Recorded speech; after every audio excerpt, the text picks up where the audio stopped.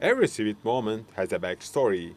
Whether you are breaking a chocolate bar in a European cafe or spreading thick hazelnut cream on your bread in Chicago, there is a good chance those flavors began their journey in Turkey's fertile fields. The country is the world's top hazelnut producer, supplying around 80% of the global market. And here in Giresun, on Turkey's Black Sea coast, hazelnuts aren't just a business, they are a way of life. Giresun ticaretinin Hazelnuts make up about 70% of Giresun's trade. If farmers here can't get the yield they expect, many leave their villages to find work elsewhere. That's why hazelnuts are essential to this region. Across Turkey, around 400,000 families depend on them for their livelihood. Orchards cling to green hillsides, and when August comes, entire towns move to the rhythm of the harvest. Ailecek hani çocukluğumuzda da bu When I was a child, I used to help my family in these orchards. Now, as you can see, my children are here with me, and maybe one day their children will be too. My education and the opportunities I've had were made possible thanks to the income from hazelnuts.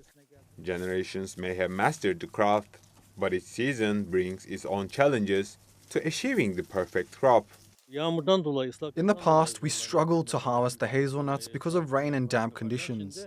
Now, it's the drought that's causing problems. Hazelnuts thrive on the moisture and rainfall, so the dry weather affects them. yağış They call it the gold of the Black Sea, though it's small, brown, and wrapped in a hard shell.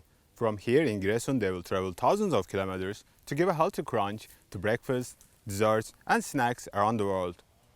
Last year, Turkey earned $2.6 billion from selling around 325,000 tons of hazelnuts to markets like Germany, Italy, and Japan.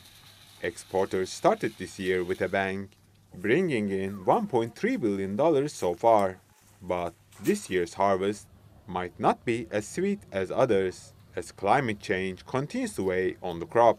Türkiye'den yurt dışına gidecek. Because of the frost in April and the drought that followed, we expect exports to fall by about 25% this year. Looking back, this region has been hit by frost roughly once every decade, but each time production has returned even stronger.